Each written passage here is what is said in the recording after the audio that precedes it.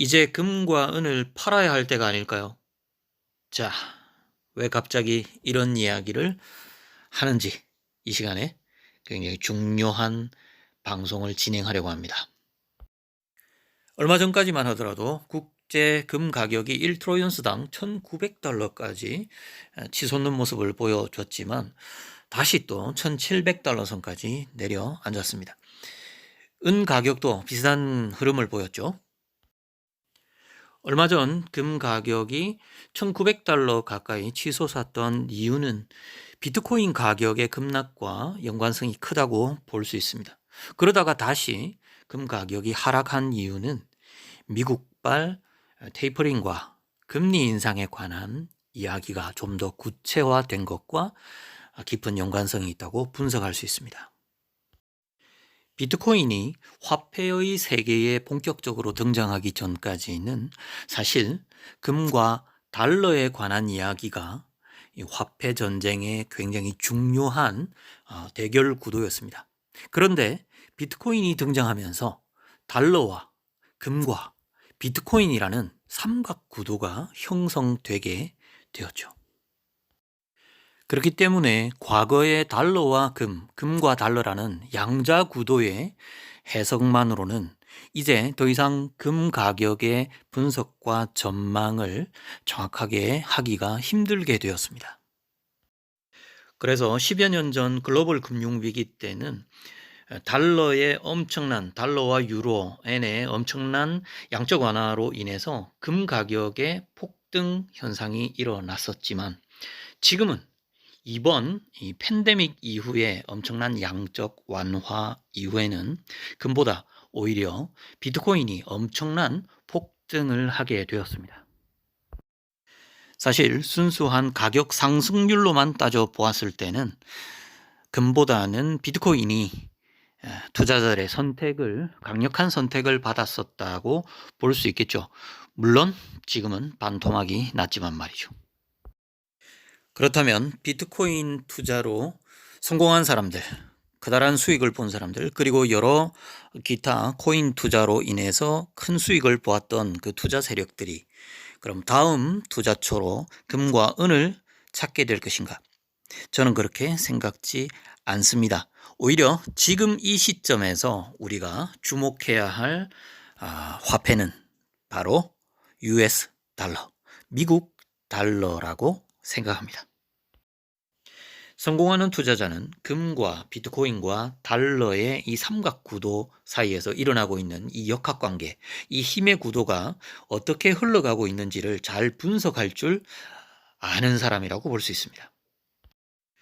금의 시간은 2020년 8월이었고 비트코인의 시간은 2021년 4월이었습니다. 이제는 달러의 시간이 다가오고 있습니다. 그렇다면 왜 달러의 시간이 오고 있다고 말할 수 있는가?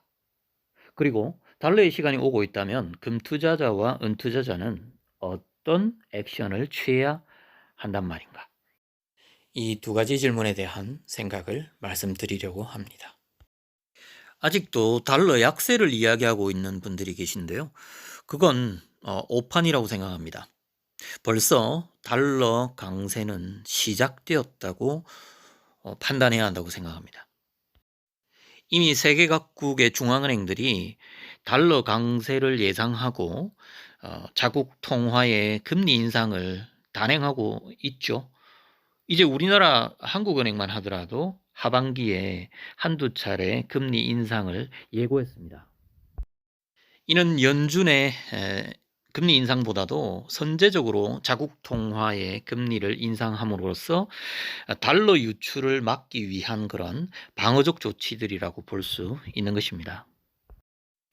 이렇게 전 세계 중앙은행들이 달러 강세의 눈치를 보고 있는 이유는요.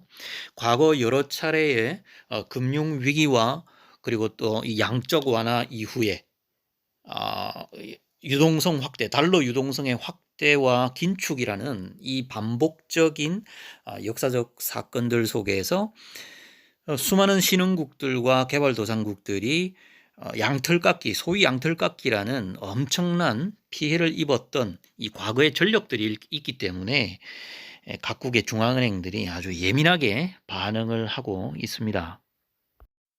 미국의 연준은 미국의 이 자국 중심 경제 상황을 고려해서 철저하게 선택하고 결정하는 미국의 중앙은행입니다. 그렇기 때문에 다른 나라의 경제 상황이나 다른 나라의 중앙은행의 금리 인상, 통화 상태, 이런 건 고려하지 않습니다.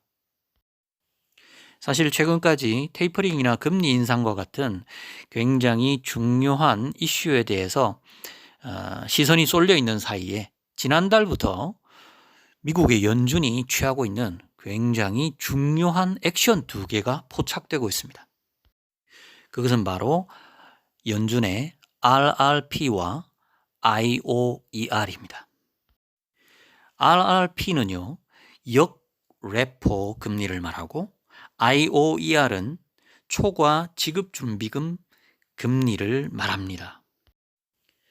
RRP와 IOER에 대해서 제가 좀 쉽게 여러분들이 이해하기 쉽도록 설명을 간단하게 해드릴게요.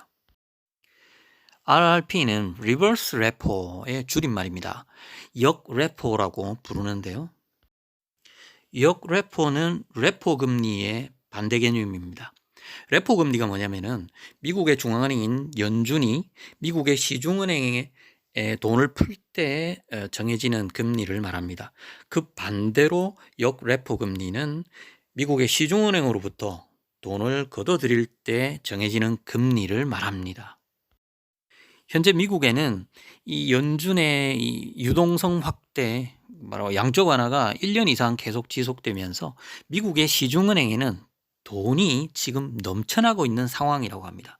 그래서 시중은행에 쌓여 있는 그 달러를 다시 연준이 회수해 주기 위해서, 걷어들이기 위해서 이 역레포를 지난달부터 시행을 했는데요. 얼마 전까지만 하더라도 0%, 곧 제로 포인트 금리였던 이 역레포 금리가 최근에 0.6%로 인상이 되었습니다. 미국의 시중은행들 입장에서 볼 때는 달러를 쌓아놓고 있는 것보다 0.6%의 이자를 챙기는 것이 훨씬 더 유리한 선택이겠죠. 그렇기 때문에 연준으로 다시 시중은행의 돈이 회수되고 있는 그런 상황이 벌써 시작됐다는 겁니다. 자, 그리고 두 번째, IOER, 초과 지급 준비금 금리라는 이 두 번째 연준의 액션도 우리가 눈여겨봐야 합니다. 원래 여러분 그 시중은행에는 이 지급준비금 제도가 있다는 거 알고 계시죠? 어떤 A라는 은행이 100달러를 보유하고 있다면 이 100달러 중에서 15달러는 제외하고 나머지 85달러까지만 대출을 해줄 수 있다. 그러면 여기서 15달러는 지급준비금이 되는 겁니다. 100달러 중에 15달러니까 바로 15%의 자금은 어떤 비상 상황에 대처하기 위한 일종의 비상금으로서 시중은행이 보유하고 있어야 하는 그런 비중을 말하는 거죠. 15%의 비중이 되겠죠. 이것을 바로 지급준비금이라고 부릅니다. 그리고 이 지급준비금의 비율을 지급준비금 비율이라고 불러서 줄여서 지준율이라고 말하거든요. 그런데 지금 미국의 시중은행들은요, 바로 이 지급준비금이 너무 많이 쌓여 있어가지고 초과가 되고 있는 그런 상황입니다. 그래서 미 연준이 시중은행들이 가지고 있는 그 초과 지급준비금에 대해서 연준으로 다시 돈을 보내면 이자를 지급해 주겠다. 라는 바로 그 제도가 IOER이라는 제도입니다. 결국 이 RRP와 역레포와 그리고 또 IOER 초과 지급 준비금 이 시스템은요, 이 제도는 결국 연준이 시중은행으로 풀었던 그 돈들이, 그 어마어마한 돈들이 다시 시중은행으로부터 연준으로 돌아오는 달러의 귀환, 달러의 회수를 의미하는 것이라고 볼 수 있는 것이죠. 바로 이것이 지난달부터 이미 시작되었다는 것입니다.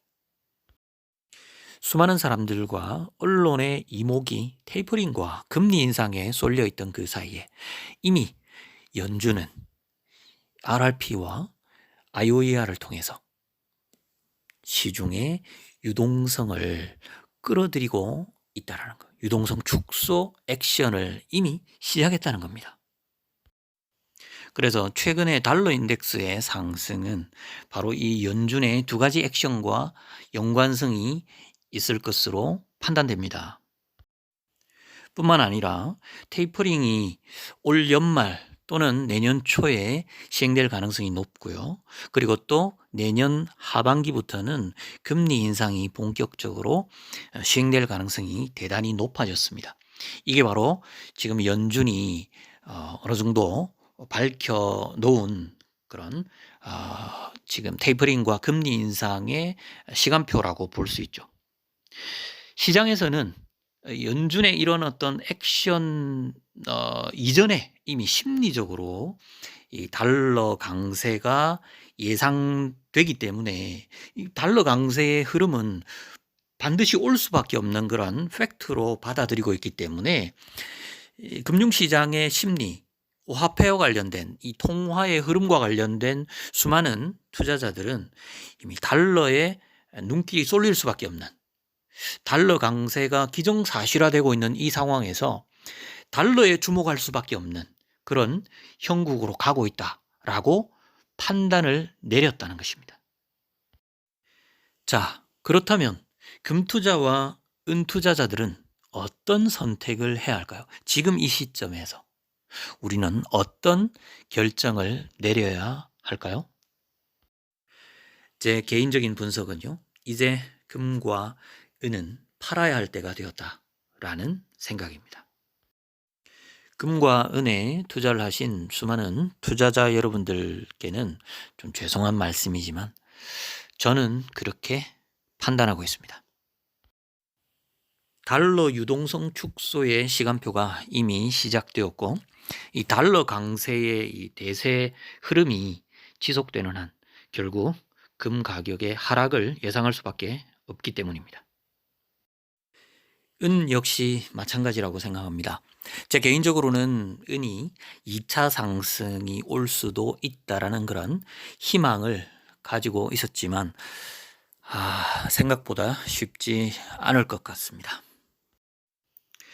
하지만 금과 은은 비트코인이나 여타 코인들과는 굉장히 성격이 다르기 때문에 비트코인이 급락했던 것처럼 그렇게 빠른 속도로 급락할 가능성은 적다라고 생각합니다.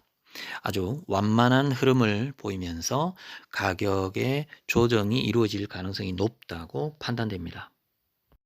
물론 금과 은 실물에 투자하고 계신 분들 중에서는 아주 장기적인 보유, 아니 평생 보유하겠다라는 그런 생각으로 투자를 하고 계신 분들도 분명히 많이 계시리라 생각합니다.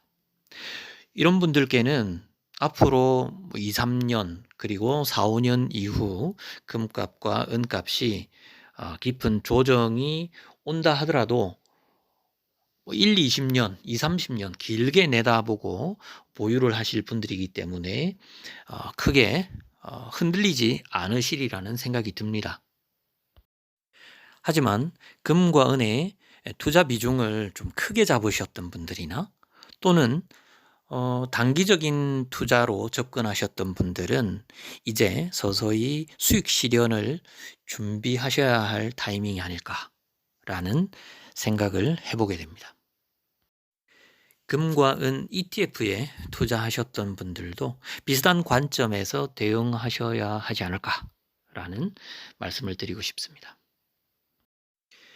앞으로 4, 5년 뒤, 5, 6년 뒤에는 또다시 금 가격과 은 가격의 완만한 저점을 또 한 번 더 맞이하게 될 그다란 역사적 저점을 엄청난 투자의 기회를 우리가 또 한 번 더 맞이할 수 있으리라 생각합니다. 자, 이렇게 오늘 금 투자와 은 투자에 관한 굉장히 중요한 내용을 다루어 보았는데요. 어디까지나 제 개인적인 분석과 전망입니다. 그렇기 때문에 금투자나 은투자와 관련된 이 결정과 그 책임은 투자자 본인 여러분들께 있다라는 사실을 꼭 명심하시고 아주 신중하게 선택하시길 바랍니다. 코멘트 TV였습니다. 감사합니다.